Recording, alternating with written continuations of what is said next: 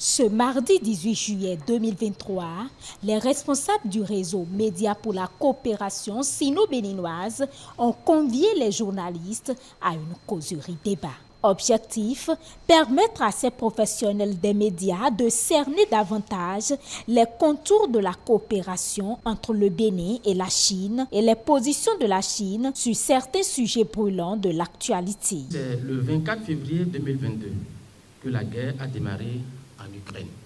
Cette crise a plongé le monde entier dans une variété de risques sans précédent. Le président chinois Xi Jinping a proposé en avril 2022, soit 2 mois après la guerre en Ukraine, l'initiative pour la sécurité mondiale.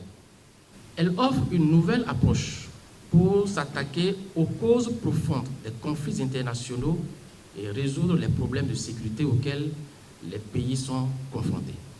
Il me plaît d'avouer sans équivoque que cette initiative pour la paix mondiale constitue une nouvelle opportunité pour la stabilité et la paix en Afrique et au monde entier. Invité de cette causerie débat, l'ambassadeur de la Chine près le Bénin estime que les relations entre son pays et le Bénin se sont davantage renforcées après la commémoration de 50 ans d'amitié, ce qui permet la mise en œuvre d'un certain nombre de projets. Le plus grand projet, c'est certainement le projet de pipeline, la construction de pipeline Niger-Bénin. Ce projet qui va prendre fin au mois d'octobre. Comme prévu. Alors, ce projet s'avance dans de bonnes conditions.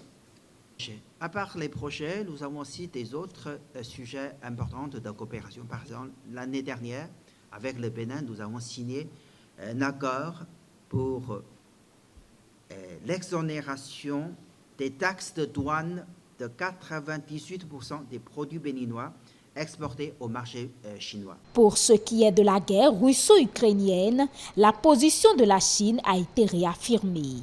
Elle reste et demeure gardienne de la paix mondiale. Il ne faut pas oublier que la Chine n'est pas un pays concerné de cette guerre.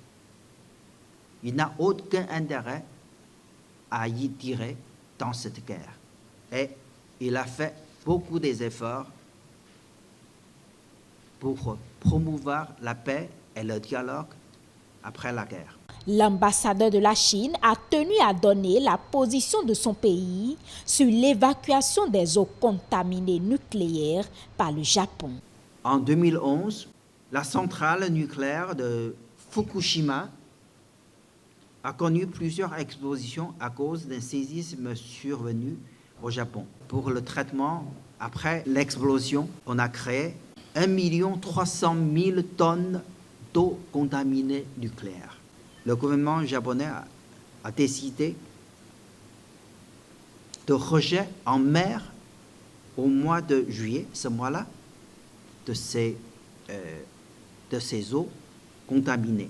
C'est une décision unilatérale et irresponsable du gouvernement japonais. Cette décision consiste à rejeter les risques de contamination nucléaire sur toute l'humanité. La Chine et de nombreux pays s'y opposent fermement. À l'issue de cette causerie débat, l'autorité chinoise a annoncé la tenue cette année de la 2e édition du concours de production média.